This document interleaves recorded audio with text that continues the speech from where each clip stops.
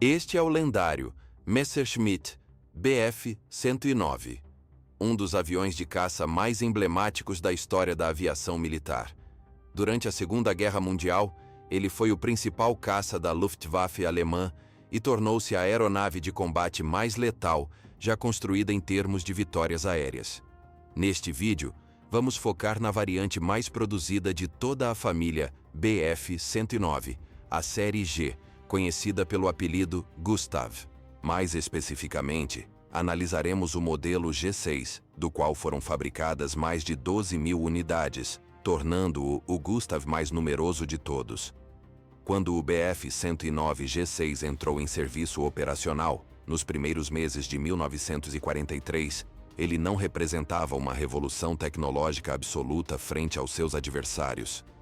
Não era um supercaça, mas sim uma aeronave madura, robusta e extremamente versátil, capaz de cumprir uma ampla variedade de missões. O G6 atuou em praticamente todos os teatros de operações onde a Alemanha esteve presente, desde a frente oriental até a defesa aérea do Reich, passando pelo Mediterrâneo e pela Europa Ocidental. Meu nome é Jason Morgims, e este é o Forjados pela Guerra.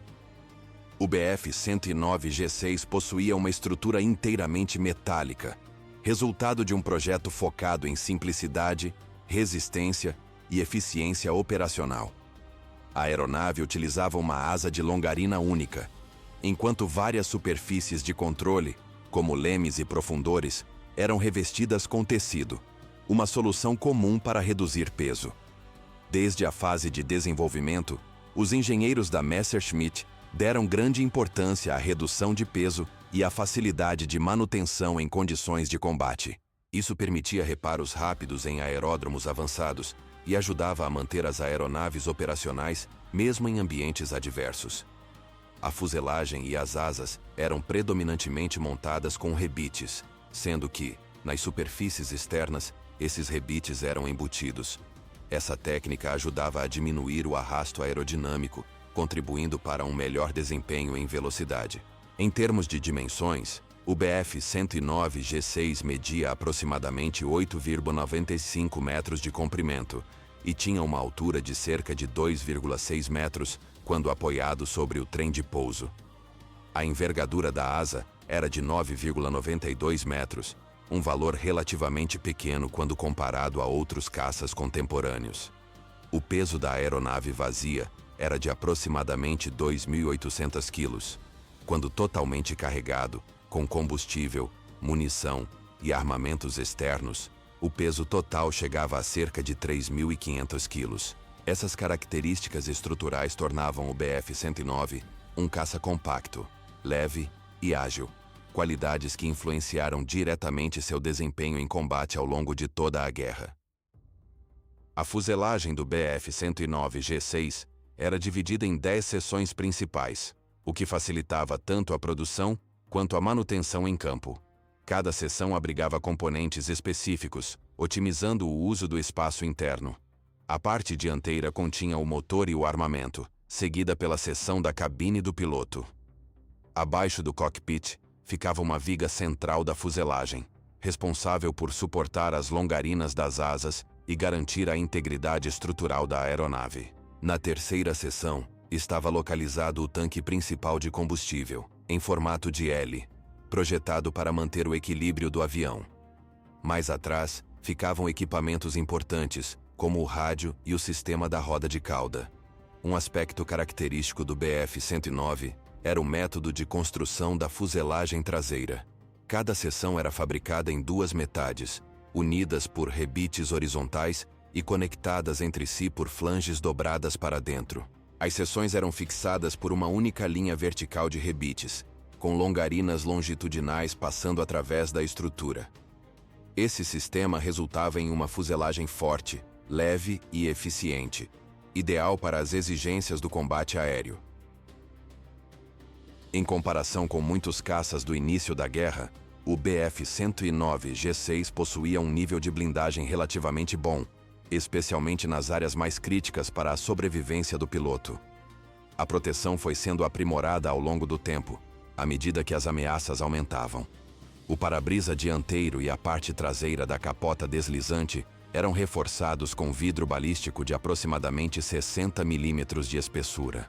Essa blindagem ajudava a proteger o piloto contra estilhaços e disparos frontais durante ataques a bombardeiros. Atrás do assento do piloto, havia uma placa de blindagem de aço com cerca de 11 milímetros de espessura. Além disso, atrás do tanque de combustível, era instalada uma blindagem adicional composta por camadas de duralumínio, totalizando aproximadamente 22 milímetros. Nas primeiras séries do G6, também existia uma placa de blindagem de aço de 11 milímetros posicionada atrás da cabeça do piloto. Essa proteção adicional era eficaz, mas prejudicava a visibilidade para trás. Em modelos produzidos posteriormente, essa solução foi substituída pela chamada blindagem Galand. Ela consistia em um painel de vidro blindado montado atrás do piloto, oferecendo um equilíbrio melhor entre proteção e campo de visão. Essas melhorias refletiam a tentativa constante de aumentar a chance de sobrevivência do piloto, sem comprometer excessivamente o desempenho e a visibilidade da aeronave. A seção traseira do BF-109 G6 era construída como um módulo independente, o que facilitava tanto a montagem quanto a substituição em caso de danos. Essa parte da aeronave era fixada à estrutura principal da fuselagem por meio de parafusos. Na maioria das versões do G6, a cauda era totalmente metálica, enquanto as superfícies de controle, como o leme e os profundores, eram revestidas com tecido para reduzir peso. Esse arranjo era típico do projeto do BF-109 e equilibrava a resistência estrutural com eficiência. Uma característica marcante do 109 era a simplicidade dos controles de ajuste disponíveis ao piloto. Na maioria das aeronaves, não havia trims independentes para todos os eixos. O único ajuste disponível em voo era o trim do profundor. Esse ajuste era feito por meio de uma roda de compensação localizada no lado esquerdo da cabine. Ao girá-la, o piloto alterava o ângulo do estabilizador horizontal como um todo, e não apenas do profundor. Além de facilitar o controle em voo nivelado, esse sistema era essencial durante mergulhos em alta velocidade. Nessas condições, a aeronave podia ficar pesada nos comandos, e o ajuste correto do estabilizador ajudava a manter o controle e reduzir o esforço do piloto. Esse conjunto simples, porém eficaz, contribuía para a estabilidade e a segurança do BF-109 em uma ampla gama de regimes de voo. Este é o lendário Messerschmitt Bf-109, um dos aviões de caça mais emblemáticos da história da aviação militar. Durante a Segunda Guerra Mundial, ele foi o principal caça da Luftwaffe alemã e tornou-se a aeronave de combate mais letal já construída em termos de vitórias aéreas. Neste vídeo, vamos focar na variante mais produzida de toda a família Bf-109, a série G, conhecida pelo apelido Gustav. Mais especificamente, analisaremos o modelo G6, do qual foram fabricadas mais de 12 mil unidades, tornando-o o Gustav mais numeroso de todos. Quando o Bf-109 G6 entrou em serviço operacional, nos primeiros meses de 1943, ele não representava uma revolução tecnológica absoluta frente aos seus adversários. Não era um supercaça, mas sim uma aeronave madura, robusta e extremamente versátil, capaz de cumprir uma ampla variedade de missões. O G6 atuou em praticamente todos os teatros de operações onde a Alemanha esteve presente, desde a frente oriental até a defesa aérea do Reich, passando pelo Mediterrâneo e pela Europa Ocidental. Meu nome é Jason Bezin, e este é o Forjados pela Guerra. Em missões típicas de interceptação, o Bf-109 G6 subia rapidamente até cerca de 8.000 metros, altitude alcançada em aproximadamente 10 minutos, graças à sua excelente razão de subida. Durante a ascensão, o piloto ativava o sistema de oxigênio para operar com segurança em grandes altitudes. As missões raramente eram realizadas de forma isolada, ocorrendo normalmente em pares ou formações maiores. Antes do contato com o inimigo, os pilotos armavam os sistemas de armas e avaliavam fatores como a posição do Sol, a altitude relativa e a formação adversária. O ataque baseava-se na vantagem de altitude, com o Bf-109 mergulhando rapidamente sobre os bombardeiros para minimizar o tempo sob fogo defensivo.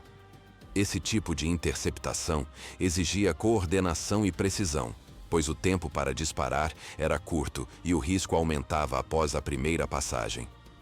O Bf-109G6 possuía um armamento equilibrado, adequado tanto para o combate contra caças quanto para a interceptação de bombardeiros. No centro da aeronave estava instalado um canhão MG-151 de 20 mm, montado entre os cilindros do motor e disparando através do eixo da hélice no sistema motor Canone, o que proporcionava elevada precisão. Complementando o armamento principal, duas metralhadoras MG-131 de 13 mm eram montadas sobre o motor, criando as saliências características da versão G6. Cada metralhadora dispunha de cerca de 300 cartuchos, enquanto o canhão possuía aproximadamente 200 projéteis. As MG-131 tinham alta cadência de tiro, permitindo cerca de 20 segundos de fogo contínuo, enquanto o canhão oferecia aproximadamente 17 segundos de disparo. Os ataques eram normalmente realizados a curtas distâncias, com a convergência das armas ajustável conforme a preferência do piloto. O sistema de disparo era elétrico, com indicadores visuais informando quando as armas estavam prontas para uso. Além do armamento interno, o Bf-109G6 podia transportar cargas externas sob a fuselagem, como tanques auxiliares ou bombas. Entretanto, o uso dessas cargas comprometia o desempenho, reduzindo a velocidade e a manobrabilidade da aeronave. Os Bf-109G6 raramente operavam em grandes formações, atuando principalmente em pares ou grupos de 4 aeronaves, o que proporcionava maior flexibilidade tática. O líder da formação era responsável por posicionar o grupo antes do ataque e iniciar o confronto no momento mais favorável. O avião utilizava o manche KG-13A, que permitia o disparo separado do canhão e das metralhadoras, dando ao piloto maior controle sobre o uso do armamento. Em missões contra bombardeiros escoltados, normalmente havia tempo apenas para uma única passagem de ataque. Após essa investida inicial, a formação se dispersava e a prioridade passava a ser a sobrevivência frente aos caças inimigos. Com pouca munição, pouco combustível ou danos na aeronave, os pilotos buscavam se desengajar e retornar à base. O Bf-109G6 era equipado com o motor Daimler-Benz DB605A1, um V12 invertido refrigerado a líquido capaz de produzir até cerca de 1.475 cavalos em potência de emergência. Com esse motor, a aeronave atingia aproximadamente 640 km/h em voo nivelado, superava 750 km/h em mergulho e possuía excelente taxa de subida em torno de 18 metros por segundo. O teto operacional era de cerca de 12.000 metros. O sistema de resfriamento utilizava 2 radiadores sob as asas, operando com uma mistura de água e glicol. O motor funcionava normalmente a cerca de 2.300 RPM, mas podia atingir 2.800 RPM por curtos períodos. Um compressor automático mantinha o desempenho em grandes altitudes, enquanto a hélice de passo automático reduzia a carga de trabalho do piloto.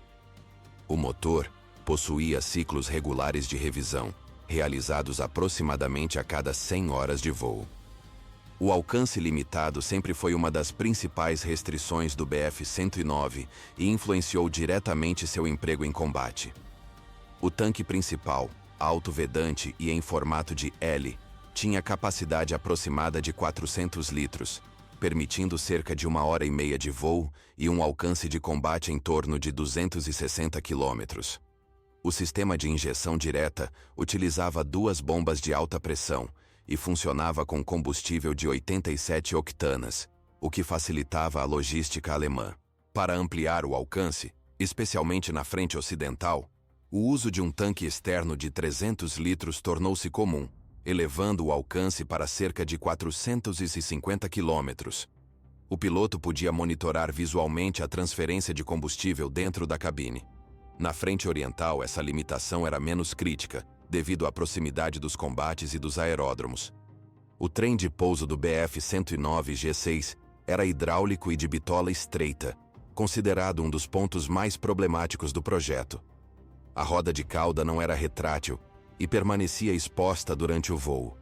Em caso de falha hidráulica, o piloto podia baixar o trem manualmente por meio de uma alavanca em T, liberando os travamentos para que as pernas descessem por gravidade.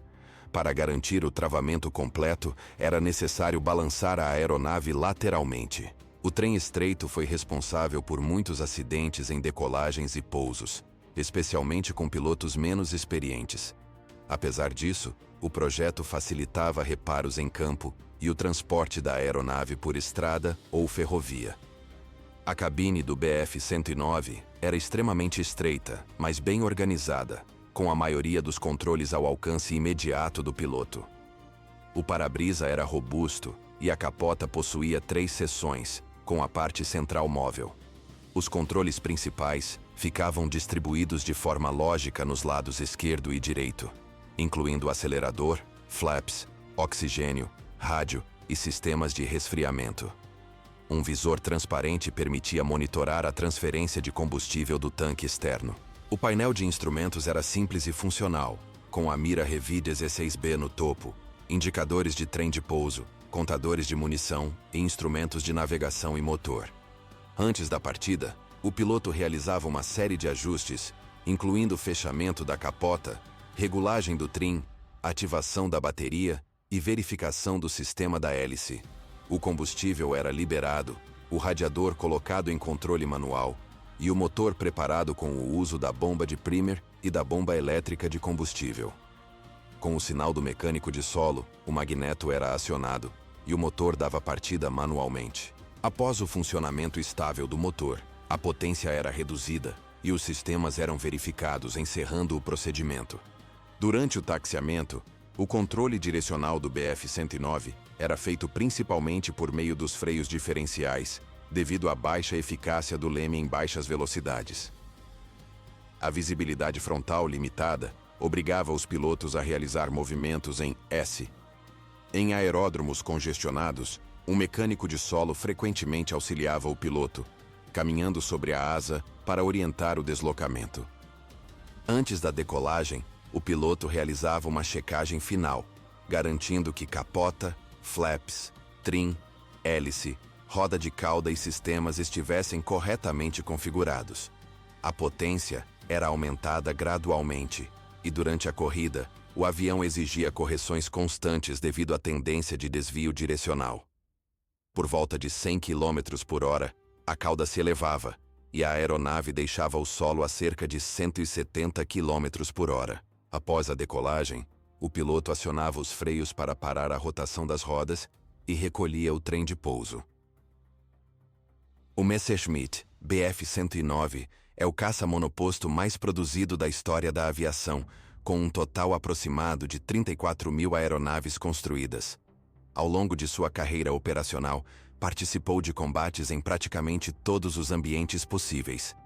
Ele operou desde as regiões geladas do Ártico até o calor intenso do Mediterrâneo, voando rente às copas das árvores na frente oriental e alcançando altitudes extremas nas missões de defesa aérea do Reich. Estima-se que cerca de 30.000 aeronaves inimigas tenham sido abatidas por pilotos de Bf-109 durante a guerra, o que o torna o caça mais letal da história em termos de vitórias aéreas. Quando o Bf-109 G6 entrou em serviço, em fevereiro de 1943, a Alemanha já começava a perder a iniciativa estratégica no conflito. Mesmo assim, o Gustav foi pilotado por muitos dos ases mais bem-sucedidos e conhecidos da aviação de caça. Ao mesmo tempo, foi também a aeronave na qual vários desses ases perderam a vida, à medida que a superioridade aérea aliada crescia e a situação da Luftwaffe se deteriorava. O legado do Bf-109 é complexo. Ele representa tanto o ápice da engenharia de caça alemã, quanto os limites de um projeto que, apesar de continuamente aprimorado, acabou sendo superado pelo avanço tecnológico e pela superioridade numérica dos aliados. Quaisquer imprecisões são de nossa responsabilidade. Caso identifique algum erro, deixe seu comentário. Buscamos sempre aprimorar nosso trabalho. Se você gostou deste vídeo, considere apoiar o projeto. Obrigado por assistir.